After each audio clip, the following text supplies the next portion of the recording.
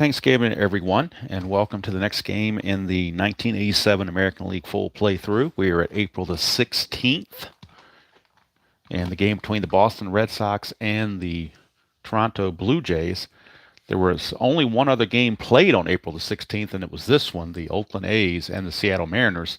The A's came in on top 9-5, Dolly Parton style. Both teams scored three in the first, but then the A's followed up with four in the second. They chased Mike Trujillo out early.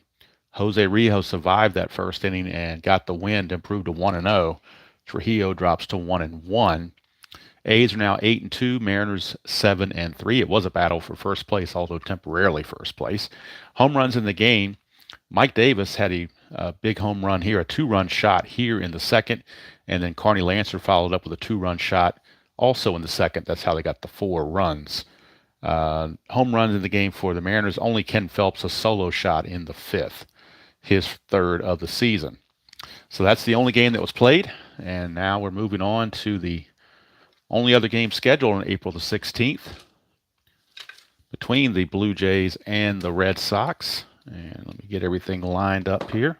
Got our Blue Jay colored dice, at least the best I could get. Didn't want any red in there because that's Boston. Got my last little cup of coffee. Hopefully that stays warm long enough to get everything in line. Let's see. Looks like I can do some maneuvering this way and maybe upwards as well.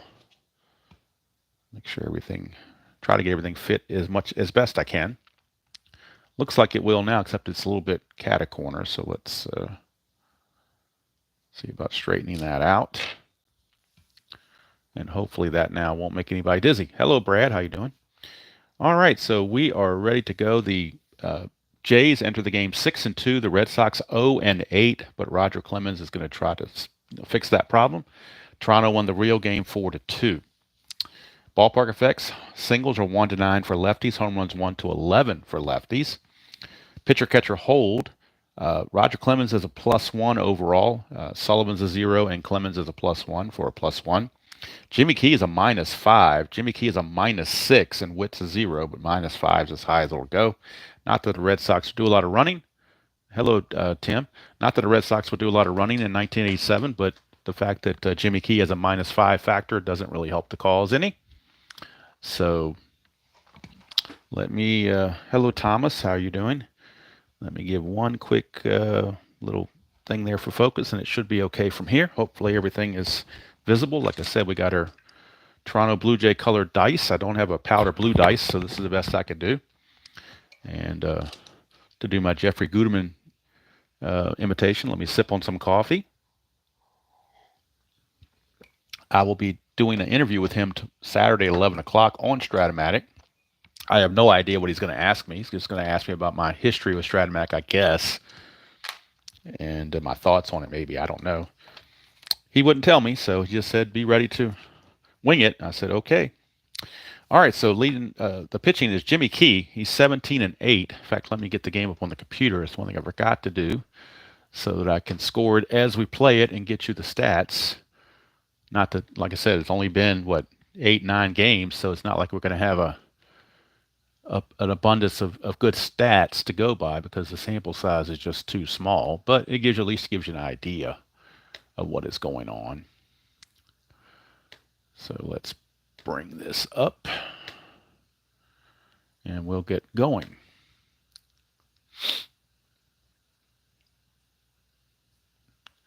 Okay, manual entry, gotta have that. All right, so Jimmy Key on the season, this is his third start already. He's 2-0 with a 2.40 earned run average, 15 innings pitched, 13 hits, 5 walks, and 9 strikeouts. So he's doing very well for himself. Wade Boggs going to lead things off for the Red Sox, and Boggs is entering the game hitting .257, rather low, although he does have 4 home runs and 6 runs driven in. In 87, that was the year Boggs hit 24 home runs, which is really unusual for him, but he's got 4 already, which is really strange. But we'll see how he does here against the lefty Jimmy Key. 2-8 for Boggs as a ground ball to short, and we're underway. Boggs is retired. 6-3 if you're scoring at home, and gosh darn it, you know you should be. And here is Ed Romero. He's taking the place of the injured Marty Barrett, so he's playing second base for a couple more weeks until Marty Barrett gets here, and I believe it's May 1st he comes back. Romero's hitting .412 in just 17 at-bats.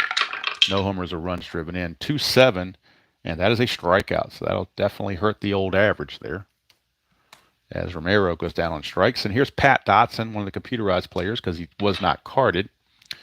Very unusual they would start him against the lefty, but that's what they're doing. They're giving Buckner a day off against the lefty. So in 6 at-bats, he's 1 for 6, a 167 average. That hit was a double. No homers or runs driven in. Key 5-4 against the lefty is a fly to center, and it's a 1-2-3 inning for the Red Sox, so that's not helping Roger Clemens' cause as he was looking for some run support. Clemens on the regular 87 season was 20-9 with a 297 earned run average. On the replay, he's 0-1 with 11.81 ERA. He had a rough outing, 5 innings pitched, 10 hits, 3 walks, 5 strikeouts, and 2 home runs allowed in just those 5 innings. So he is looking to rebound from a poor start. Of course, he held out early. Hello, Al. How you doing? Good to see you. Your Red Sox are 0-8. We're going to try to get him a win with Roger Clemens, but he held out in the first part of 87, didn't get the good spring training. That's probably hurting his cause. So Tony Fernandez, the shortstop, is going to lead things off. Fernandez hitting .243. No homers, 3 runs driven in. Switch hitter batting from the left side. It's a 5-7 against Clemens. It's a ground ball second base X. That is Romero. He's a 3E25. So as a 3, let's get our charts out. As a 3, he's going to need a 5 or higher to get to this. And he does with a 9. Good enough. E25 at second base is pretty high. 3-11, 17, and 18. And he avoids the error, so it's good play for Ed Romero as he retires Tony Fernandez for 1 away. And here comes Rance Mullenix, third baseman. Mullenix, let's see here. He is hitting .444. He is 4 out of 18. No homers and 2 runs driven in. Of course, all these stats it's early, so you're going to get some skewed averages. Clemens 6-5 against the lefty. That's a fly out to Dwight Evans in right field, 1 away, or 2 away rather. 2 up and 2 down. And that's going to send up Lloyd Mosby, the center fielder. Mosby hitting 351 in 37 at-bats. He's had a really good start. 2 homers and 13 runs driven in. The Blue Jays have piled on the runs in this replay so far. They've been hitting the ball like crazy. 2-5, but not this time. He's going to ground to Romero again. And Roger Clemens sets him down 1-2-3. So maybe the hope springs eternal for the Red Sox as they don't find themselves way down early on, which had been the case in the last few games. So at least they have a chance. So you're saying there's a chance. And now Jimmy Key back out will face Jim Rice, Don Baylor, and Dewey Evans. Rice tearing it up, hitting .375 in 32 at-bats. 2 homers, 10 runs driven in. That's a .210 against the left-hander, and that's a ground ball to third for Mullenix to put away, and there's 1 away. And that'll send up Don Baylor. Baylor is hitting only .192 in 26 at-bats. He has walked 6 times, so his on-base percentage is a little bit better than that. No homers, 2 runs driven in. That's a 5-10, and that's a catcher X. Catcher is Witt. He's a 2E2. With nobody on base, there's no chance of a wild pitch or anything. 2 and a 2, though, might be an infield hit. 2 and a 2. Nope, it's a W/G, so it would be a ground out as long as there's no error. And on the E2, he just has to avoid 3, 17, and 18. But he does not. That's a 17. It will be an error. An error on Ernie Witt. He bungles the little nubber in front of the plate, and Baylor will reach on the error by Ernie Witt. So it looked to be automatic, but not so fast, my friend. Don Baylor is on. He will not be held. First havoc roll of the game coming for Jimmy Key, but nothing's happening. Here's Dewey Evans hitting .333s. 11 for he's got 30 at bats with a .333 average. I guess that's 10 for 30. That would be 300, so it's probably 11 for 30. 3 homers, 10 runs driven in. 5-3, ground ball first base C. And of course, thanks to Tim Klee, baseball fan, we count these C's as a 3-1 put out as the first baseman for the Jays, Upshaw, flips to Key covering. Baylor will take second base. So he is in the scoring position. It does create a clutch situation for Dave Henderson. Dave Henderson hitting of only $167, no homers, 5 runs driven in. Nothing on the havoc. Key to Henderson. Baylor not being held. 4-6, and that's a fly to center. Mosby puts it away, and the inning is over. So we go to the bottom of the second. Still no score. Clemens back out. We'll be facing George Bell, Jesse Barfield, and Willie Upshaw. Getting to the meat of this Blue Jay lineup. And George Bell on the replays hitting .361, 3 homers and 11 runs driven in. 5-12, that's a ballpark blast. It's 1-11, that's a 5. It's gone. George Bell. Not quite a burrito supreme, but he'll take the solo shot. He'll take the solo shot with George Bell. That is home run number 4 for George Bell. And the Blue Jays take a 1-0 lead. Look at it again, 5-12 is ballpark blast. Home runs are 1-11, that's a 5. And of course, George Bell has normal power with his 47 home runs. So that's home run number 4 for George Bell. And the Blue Jays jump in front 1-0. Here's Jesse Barfield hitting .257, a homer and 9 runs driven in. 1-8, and that's a single. So Clemens struggling here in the second inning. Barfield will not be held. And here comes Willie Upshaw, first baseman. He's struggling. One of the few Blue Jays that is struggling. He's hitting a .161, no homers and 1 run driven in. Looking to get right against Clemens. 6-8, and that's a strikeout. So he doesn't get right. He continues to struggle. Clemens not the guy you want to try to get right against. And that'll bring up the crime dog, Fred McGriff. He is a designated hitter in this game. McGriff is hitting only .214 and 14 at bats. He splits time with Cecil Fielder at that position. No homers and 1 run driven in. That's a 1, so it's potential wild pitch. And since the wild pitch ratings are not on the player cards, I have to go to the computer. And Roger Clemens' wild pitch rating is a 3. So there is no wild pitch as it's blocked by Mr. Sullivan. And the at-bat will continue. 1-7, and he struck him out to end the inning. But the home run by George Bell gives the Blue Jays a 1-0 lead after 2 complete innings from Exhibition Stadium in Toronto.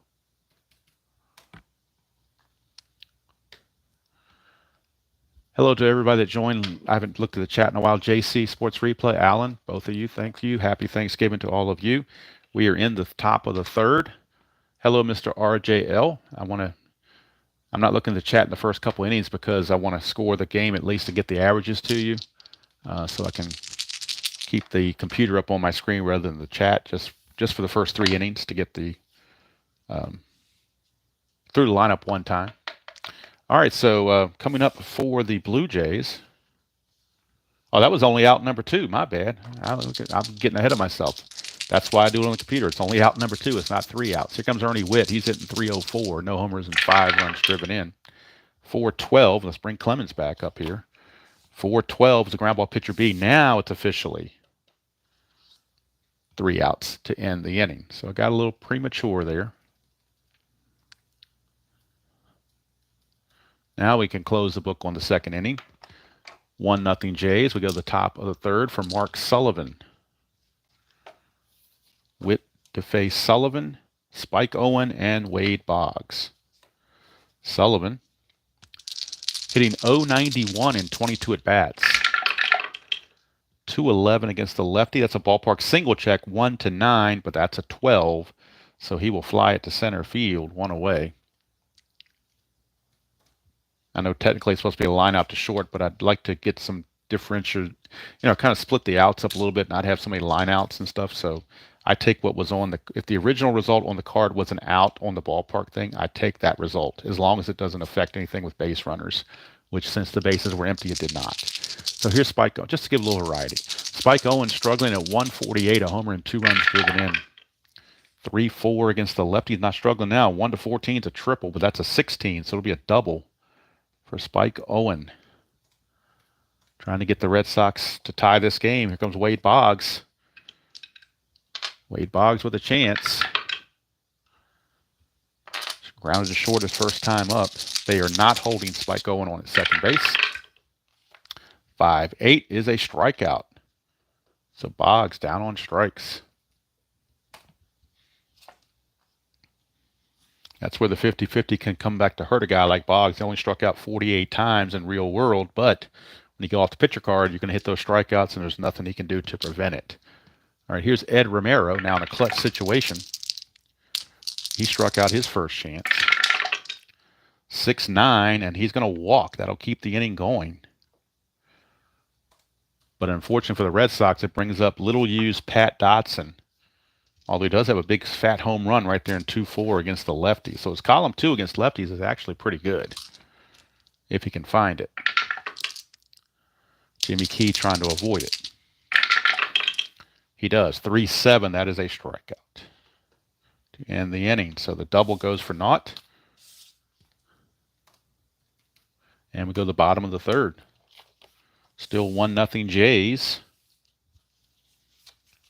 And due up for the Jays, it'll be Mike Sharperson. Number 9 man in the order. Sharperson hitting .280. No homers and 3 runs driven in. His first at bat of the ball game.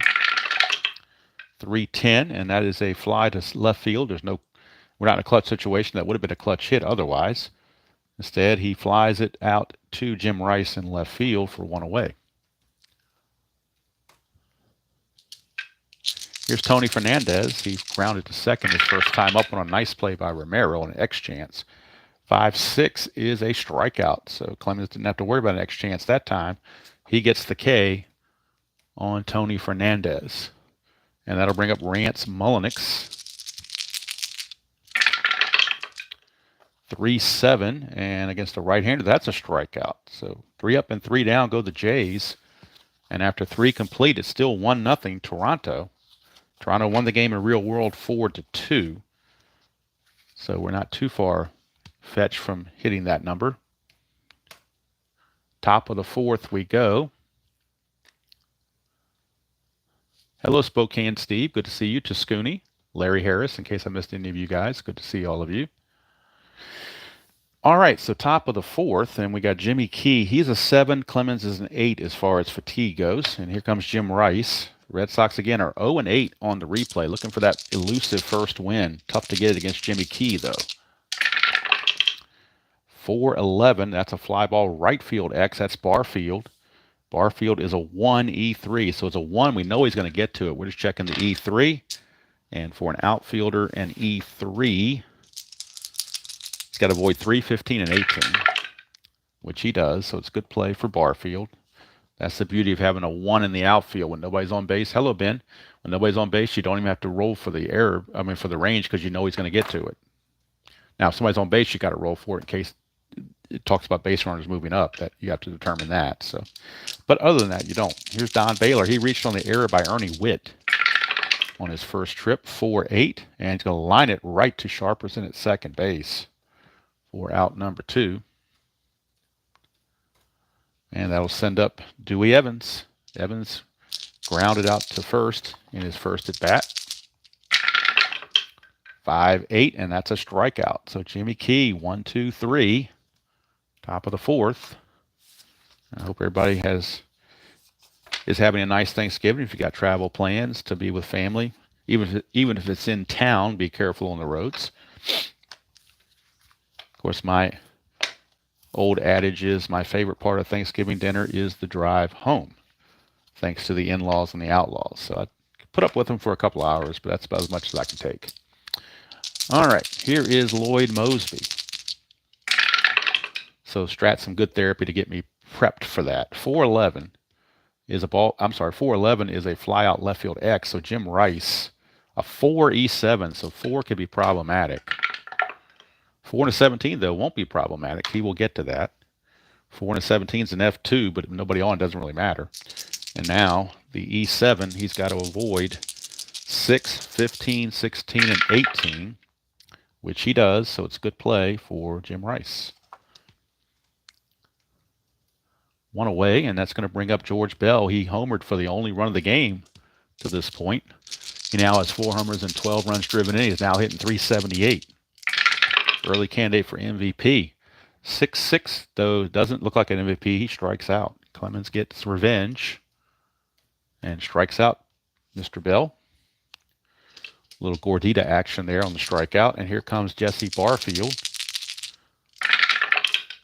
That's a 5-10, and that is a catcher X. Mr. Sullivan is a 3E1. 3 and a 20 is going to be 3 and a 20 is a G2. And then E4, I'm sorry, E1, the only way he makes an error on an E1 is on a 17, which we don't have. So it's a good play, ground out to end the inning. So Clemens has settled down since that home run. In fact, it hasn't been much going on since that. We've only had 3 hits in the game. One of those, of course, was the home run by Bell. We go to the 5th, still 1-0. And Dave Henderson, Hindu, will be up for the Red Sox against Sullivan. Followed by Sullivan and Owen here in the 5th. Tabby is downstairs on the bed. Actually, oddly enough, ever since Gracie passed, the 3 of us used to come up here all the time, but ever since Gracie passed, she hasn't really had a whole lot of interest in coming up here. That may change down the road, but right now she has not. So I'm just going to let her be. I'm not going to try to bring her up here, and then she's going to squawk and want to leave. So I just let her be, and when she's ready to come up here, she'll come up here. All right, here's Hindu. 6-8, and that's a strikeout. So Henderson out on strikes. And now since I don't have to get the averages anymore, I'm going to go ahead and play the whole inning, then score the inning in the computer after the half inning is over, so I'm not going back and forth. That might be an easier way to do it. Here's Sullivan, assuming it's not a long inning. 1-8, and that's another strikeout. So it may not be the way Key is pitching. That's another strikeout. Here's Spike Owen. That is strikeout number 5 for Jimmy Key. 6-6, and then not this time. 1-5 is a double. That's an 18, though, so it'll be a base hit. And little Spike Owen in the number 9 position is 2 for 2. And he will have to be held, but that -5 for Jimmy Key, even if he got the jump and got the good lead, it'd be a 1-8, so they're not going to send him, but they will have to hold him on just to make sure he doesn't get a free rein at the base.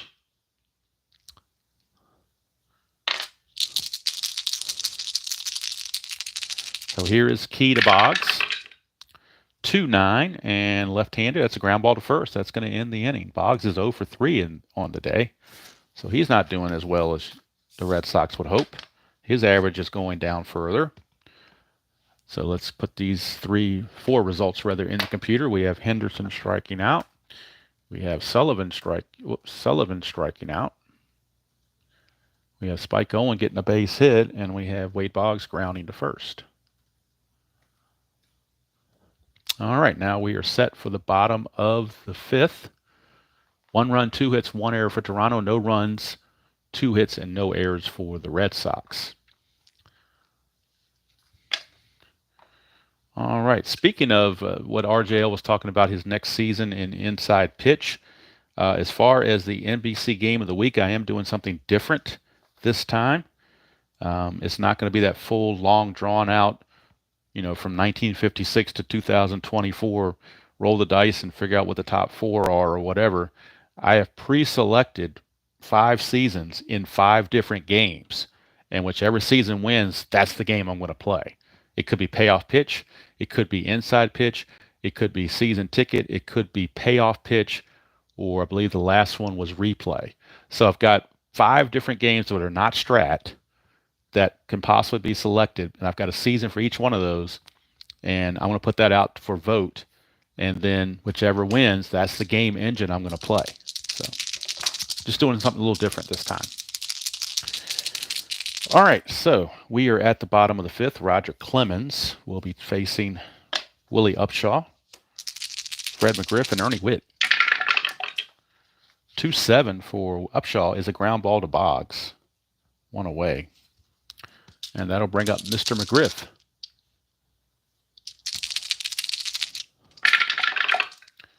2-4 for McGriff, and that's a 1-18 home run, and that is long, and that is gone. The crime dog just hit it. Look at it again. 2-4 right here against the right-hander. 1-18 is a home run. 19-20 is a double. That's a 12. It's gone. Fred McGriff, the crime dog, just cracks a home run. And let me go to the Strat computer so I can put in and see how many home runs he's got now and RBIs and all that stuff. First of all, first batter, Upshaw grounded to third. And McGriff hit his first home run of the year, second RBI. So first home run of the season for Fred McGriff. And it's 2-0 Blue Jays. And here comes Ernie Witt. Clemens not happy about giving up the long ball. 1-9, he grounds to second. 2 down. 2 down, and here comes Sharperson. Sharperson flew to left his first chance. 2-3. He's actually hit by a pitch this time, so maybe that's a little Clemens frustration, taking it out on poor Mike Sharperson instead of Fred McGriff. Maybe because Sharperson's a little bit smaller than Fred McGriff, and he didn't want to fight McGriff, so he's aboard. He will have to be held because he does have the asterisk, and if they don't hold him, he's going to get the lead automatically. He's not going to go anywhere, but he will be held. And here comes Tony Fernandez. 3-6 for Fernandez is a walk. So now Clemens starting to lose the strike zone a bit. A hit by pitch and now a walk. And that's going to take us to Rance Mullenix, who is 0 for 2 on the day. Clemens can't afford to give up any more runs, not with the way Jimmy Key's pitching. 3-11. That's a ballpark blast. That's a 17, though, so home runs only go to 11. So it will be a deep fly to right field, and that's going to end the inning, and Clemens escapes without further damage. So we've played 5 here at Exhibition Stadium. It is Toronto 2 and Boston nothing.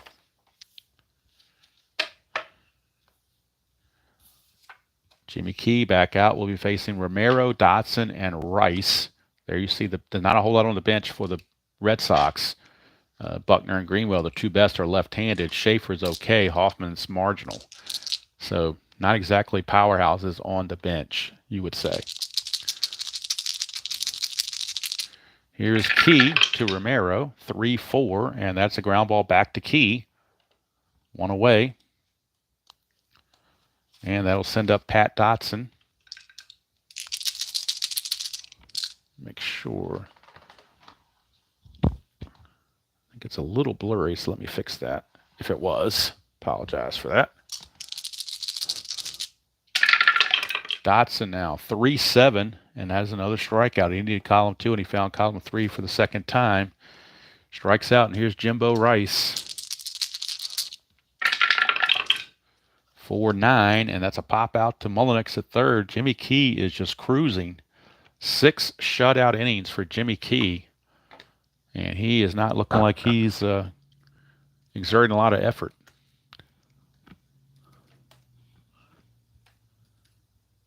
Really, Clemens has pitched well also. Just the 2 solo homers have gotten him, but other than those 2 gopher balls, he has pitched well also. He would be pitching a 1-hit shutout without those 2 home runs. But you can't take away the 2 home runs. I mean, they were there. So Clemens back out. Will be facing the heart of the order, Mosby, Bell, and Barfield. 3-9, and that's a single to center field for Lloyd Mosby. Now, he might try to obtain the lead. He needs a 2 through 5 to get the lead. He gets the 5, so he gets the lead. He's a 19, being held makes him a 17, and then a +1 from Clemens Makes him an 18. So 1 to 18. And he's caught stealing on the 20, that evil D20. Sullivan threw him out. And Romero puts on the tag. So how about that? Don't see that happen often when the guy has a 1 to 18 chance and he gets thrown out. So here comes George Bell with the bases clear now. 4-5, and that's 1 to 2 for a triple. Anything else is a single. So it will be a single for George Bell. And now that stolen base really coming in, or caught stealing really coming into play. Bell not going to be held for Barfield. 1, so again, Clemens is a 1 to 3 on his wild pitch. No wild pitch. Here comes Clemens to Barfield. 4-6, and that's trouble again. 1 to 10's a double. That is a 10. It's 2 stars, so the runner Bell has to hold at third. But now Clemens, third time around, they're starting to get to him. A single and now a double. Runners at second and third for Willie Upshaw. And you wonder here if they might bring the infield in, but then McGriff's on deck, so you're really in a bind here. They're going to have to play the infield in. They're not going to walk Upshaw. They're going to pitch to him, but the infield has to come in. No choice in the matter. Got to choke the runoff. 3-6 if you can, but he didn't. That's a single to center field, 4th consecutive hit. That will score Bell. Let's see about Barfield. Barfield's a trailing runner, would not be held, which would make him a 14. The single goes to center. Henderson is a -2 arm, makes him a 12. So with 1 out, they will hold him at third base. So an RBI single. And the score is now 3-0 with runners at the corners. And here comes Fred McGriff. And the Boston bullpen, I mean, really is not. Sambito's a lefty, but he's terrible. And you wonder about Clemens. Do we take him out or do we leave him in there? What do we do? He is starting to struggle. Any Boston fans out there want to stick with Clemens or remove him for a lefty reliever, Joe Sambito, or some other reliever? There are your choices: Crawford, Gardner, Schiraldi, Woodward, and Sambito. Obviously not going to use the closer Schiraldi, but anybody else is certainly available.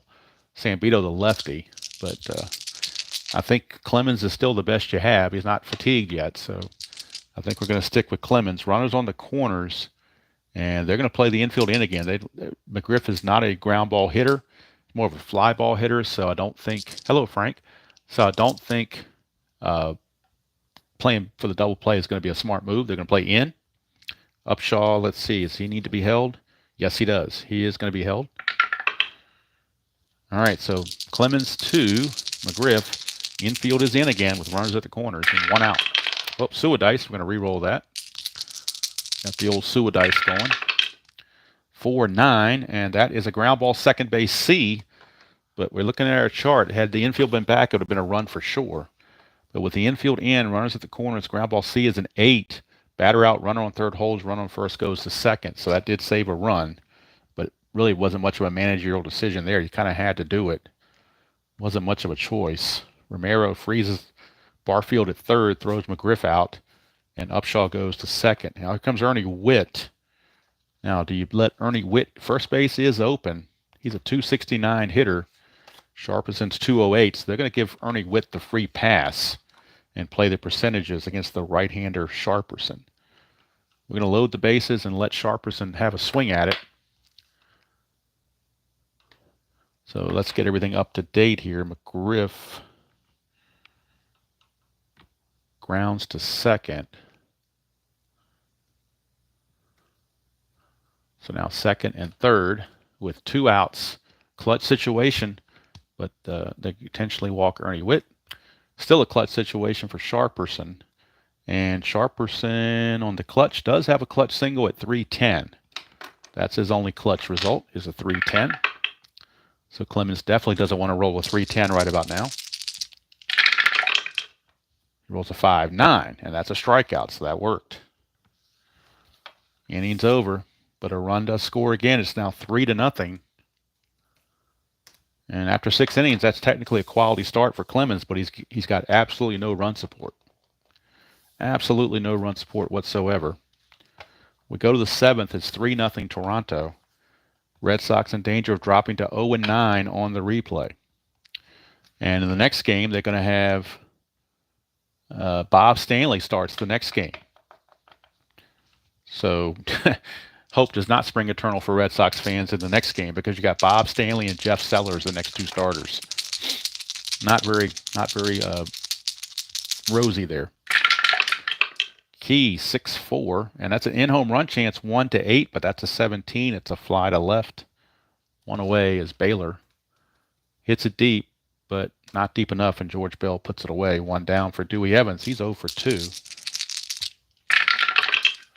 1-4, and that's a walk, so that's a start. Got to have base runners. Evans does draw the walk. He will not be held. Not going to go anywhere. And Hendu, Dave Henderson, one swing of the bat gets him right back in this game. And Hendu does have a loaded ballpark blast card on his one column. But he found Key 4-9 to pop out to third. Rance Mullenix puts it away, 2 down. And that'll bring up Sullivan. They need the offense, though. Sullivan is not very good. So they're going to go to the bench and get a pinch hitter. We are in the 7th inning, so that is my rule. Once we reach the 7th, we can start pinch hitting. Danny Schaefer, the backup catcher, is hitting a $121, so we're definitely not going to use him. So we're looking now at either Hoffman, Buckner, or Greenwell. And I think lefty on lefty be damned. We're going with Mike Greenwell. He's a .328 hitter, and that's who they're going to go with. Greenwell, and then Schaefer will come in and catch. So Schaefer will be the new, up here. Schaefer will be the new catcher. We'll get his numbers. He's a 4+1 E9 with a T rating of 13, so his defense is not very good. But we're going to have Greenwell pinch hit because they need the offense. They're not worried about lefty-righty right now. They need somebody that can hit. So coming into the game to hit for Sullivan is Mike Greenwell. And I'll get you the numbers on Greenwell. I think he's had limited duty so far in the replay. Yep, he's 0 for 3. So 0 for 3 with a walk. So nothing going on there, but maybe this is his best chance to get a first hit of the season. So Jimmy Key might throw a wild one. We'll check Key's wild pitch rating, and it is a 6. So 1-6, so we got a wild pitch. No, 7. It is blocked by Ernie Witt. So here comes Greenwell.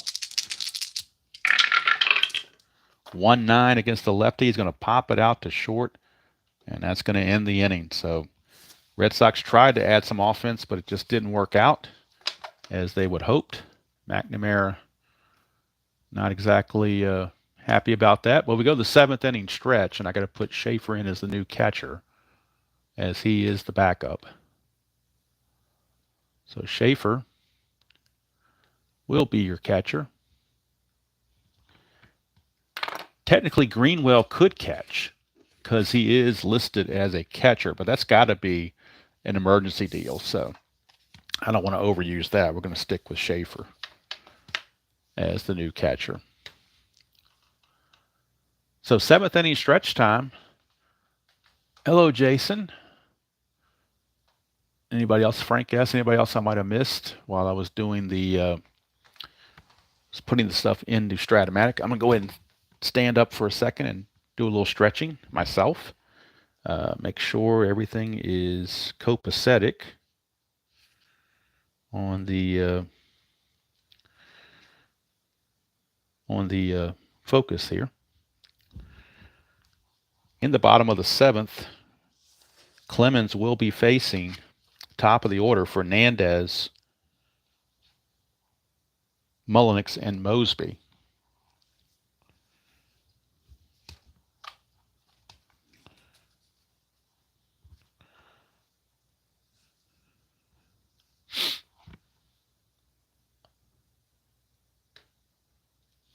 So Fernandez, Mullenix, and Mosby, top of the order against Clemens. Clemens' fatigue is next inning. 7th inning was Key's fatigue inning, but he only gave up 1 walk, so he's still good. Although the Blue Jays have a really good bullpen, so they won't hesitate to go to their bullpen if they need to. I think we're okay. Let me sit back down and finish this game so I wanted to finish by 12 so I can get cleaned up and leave the house by 2 to head to the proverbial family outing. across town. So, all right. Tony Fernandez is your batter against Clemens. 4-10, and that's going to be a ballpark single check, which is 1-9. That's an 8. It will be a single for Tony Fernandez, courtesy of Exhibition Stadium. And Fernandez can get the lead on a 6 or a 7. 6 or a 7. 7, he gets the lead. He's an 18, -2 for being held as a 16, but the +1 makes him a 17. Now, last time we had a 17, the catcher, Sullivan, threw him out. Actually, no, we got to adjust because we got a new catcher, don't we? So Schaefer is actually a +1, and Sullivan was a 0. So now we have a +2 for Clemens. So that changes it a little bit. So that makes it a 1-18. And he's in there, stolen base for Fernandez. So Fernandez, a single and a stolen base to start the bottom of the 7th.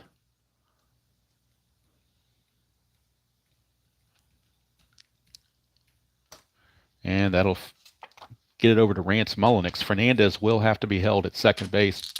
Try to keep him from getting a big jump to score on a single. Clemens to Mullenix, who's 0 for 3.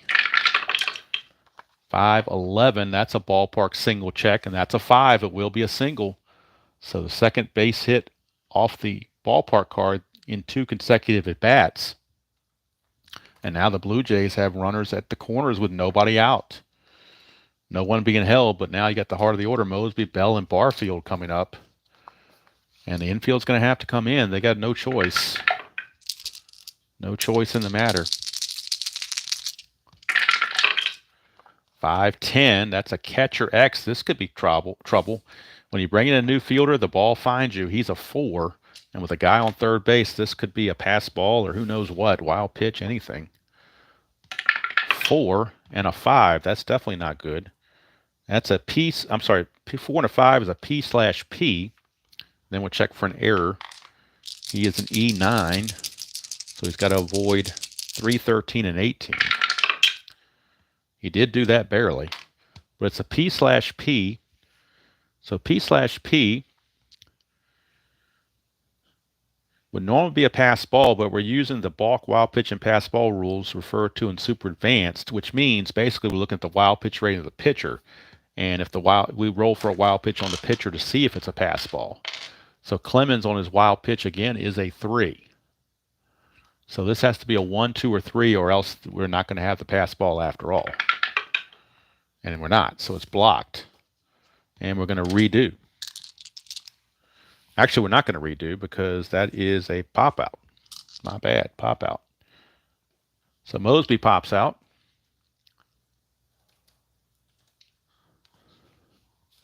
Mosby will pop it out. 1 away, and here comes George Bell. Again. Well, now Bell does hit into some double plays, so they will play halfway because Bell will hit into some ground ball double plays. So they're going to try to get to turn 2. 4-2. That's a 4-2 is a ground ball shortstop X. That's Spike Owen. He's a 3E17. They need a high number to be able to get that double play. Oh, they won't do it there. 3 and an 8 won't cut it. 3 and an 8 is a G3. So only going to get the runner at first base, assuming there's no error. Error E17, he's got to avoid 15 through 17, which he does. So it's a 6-3 ground out. Scoring is Fernandez, and Mullenix will take second base. But it's an RBI ground out for George Bell.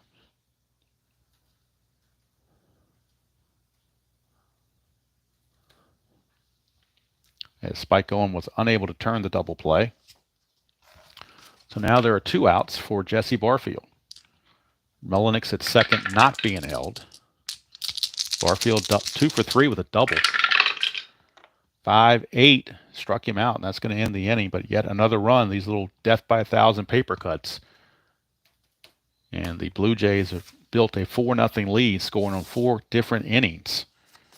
That may be all for Roger Clemens. We'll have to see. You just can't get any run support, so it may not even matter who's pitching because they're just not scoring any runs. Hello, World's Worst. How are you? Didn't see you coming in. All right, top of the eighth, and Jimmy Key only had one walk against his point of weakness, so he's going to stay in there at least for now. And he is enjoying, of course, a 4-0 lead. Here's Spike Owen. He's number 9 hitter, but he's 2 for 2, so you're not going to pinch hit for Spike Owen. 5-11.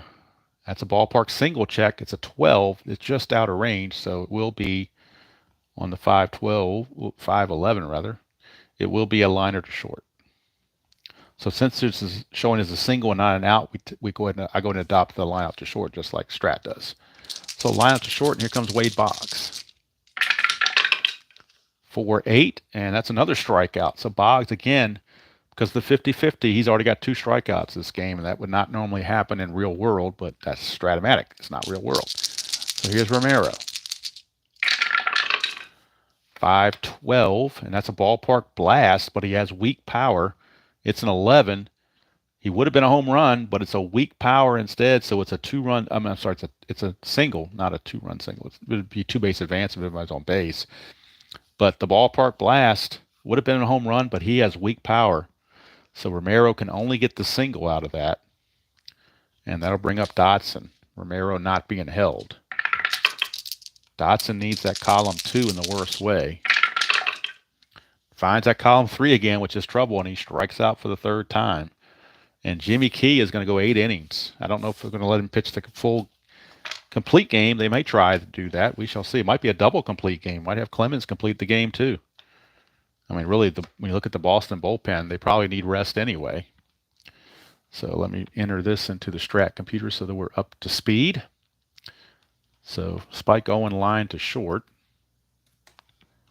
Strikeout of Boggs, a single for Romero, and a strikeout of Dotson. So here we go, Willie Upshaw. Going to lead it off against Clemens. This is Clemens' fatigue inning. 1-3, and that's a ballpark single check. That's a 6. It will be a base hit. So the 3rd time in 2 innings, the Blue Jays have benefited from a ballpark single, and Roger Clemens is not happy about it. Maybe a little protesting. Here's Upshaw at first. He will be held. He won't go anywhere. Crime Dog is already homered in this game. To 1-6, and he's going to strike out this time. 1 away. Boston bullpen is silent. Clemens says, sit down there. Don't even think about it. I'm finishing this thing one way or the other, whether I get run support or not. 5-5, and that is a fly to left. Jim Rice is there, 2 down for Sharperson. Sharperson is 0 for 2. He has been hit by a pitch. Nothing on the habit. 2-7, and that's going to be a ground ball to third. That's going to end the inning. So Clemens makes a complete game out of it himself. And now we go to the 9th. Jimmy Key, looking for the complete game, will be facing Rice, Baylor, and Evans. Bullpen action for the Blue Jays. They do have Tom Hinkie up just in case Key gets in trouble. Hinkie will be available. If he gets a couple base runners on or gets fatigued, they may pull him. Right now, he's going for the complete game.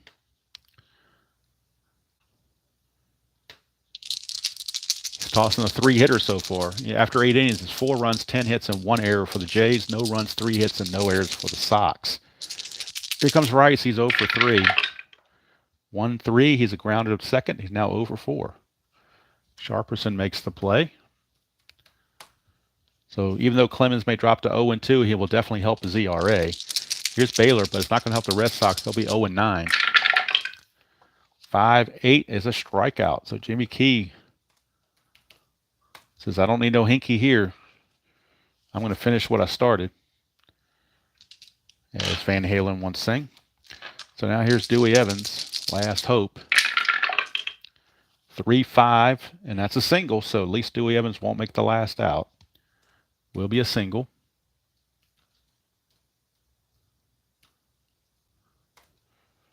So now, one more hit, one more batter or base runner, and Key will reach fatigue. So we've got to keep an eye on that. Here's Henderson. 2-4 for Henderson is a ground ball to short, and that's going to end the ball game. Jimmy Key pitches a 4-hit shutout over the Boston Red Sox. 4-1 is your final.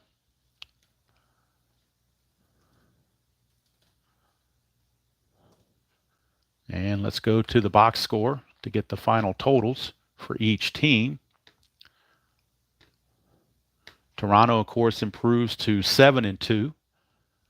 Red Sox drop to 0-9.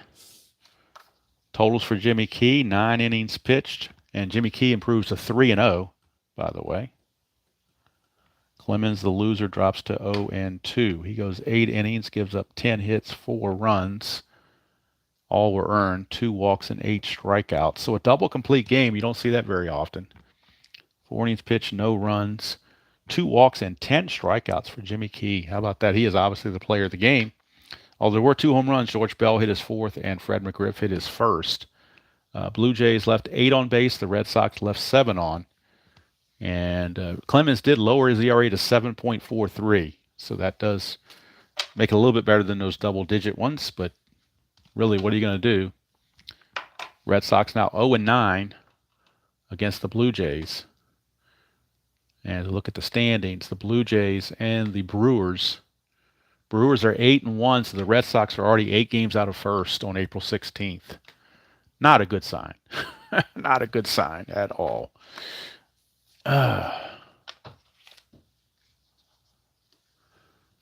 So I do thank you all for spending part of your Thanksgiving morning with me as we got this game in. There were only 2 games played on April the 16th, so there wasn't a whole lot to do there. Now, April 17th, we got some doubleheaders, I believe, coming up.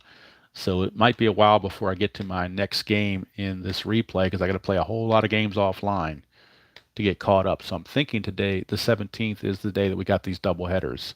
Nope, it's not the 17th.